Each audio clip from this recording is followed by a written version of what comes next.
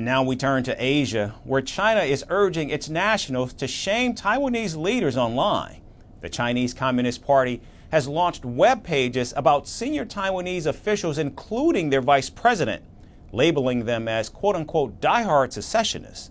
With this move, Beijing hopes to assert more control over the self-governed island, at least on the internet. Here's our report on the latest standoff.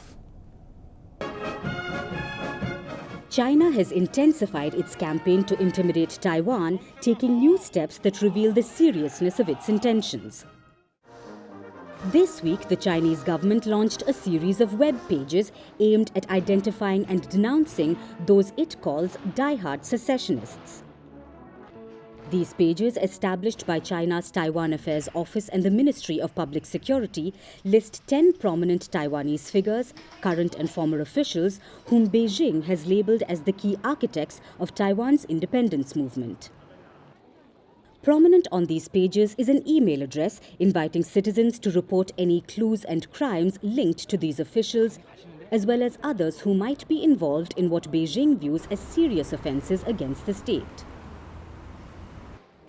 The move represents an escalation in China's long-standing effort to assert control over Taiwan, despite Taiwan's self-governance and the clear opposition of its people to Chinese rule. The names listed on the site are also significant. Among them are Taiwan's Vice President Xiaobhi Kim, a key figure in Taiwan's diplomatic efforts; Joseph Wu, the former foreign minister and now head of Taiwan's National Security Council, who has long been a vocal critic of Beijing's policies; and Wu's deputy, Lin Faifan, a former student leader of Taiwan's Sunflower Movement, who opposed closer ties with China. These names, although not new, were previously announced in 2021 and 2022, are now placed on an online platform that explicitly calls for public action against them.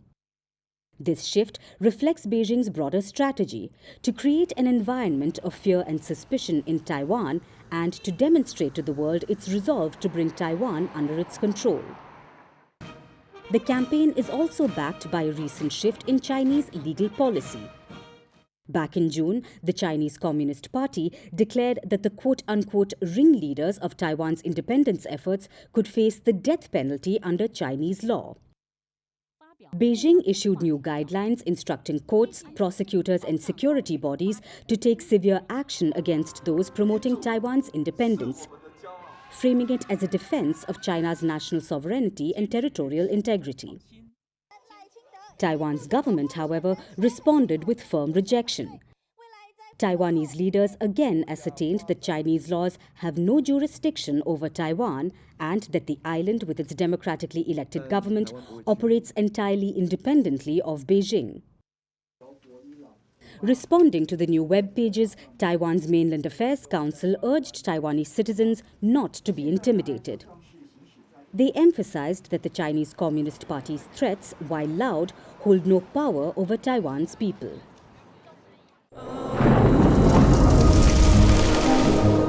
Climate change is on our doorstep. It's time for a revolution to take root. And it starts with 1.4 billion Indians.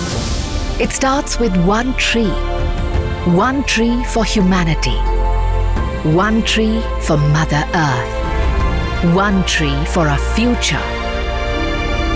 Project One Tree, a News 18 network initiative.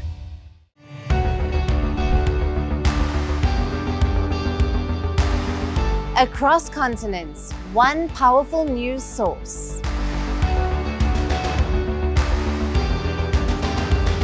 Bringing you diverse perspectives on the issues that matter.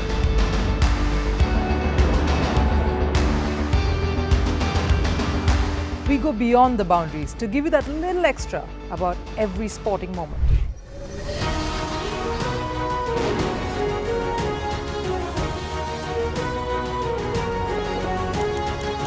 So thank you for making Firstpost 5 million strong.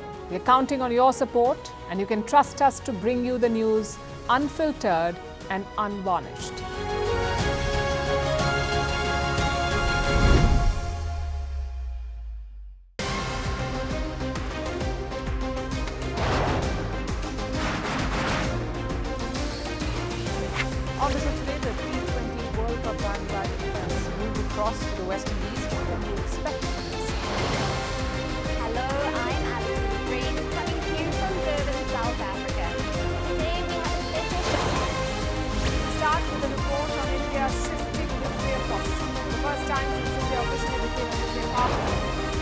and welcome to Firstpost America. I'm Aaron Ham, coming to you live from the nation's capital in Washington, D.C.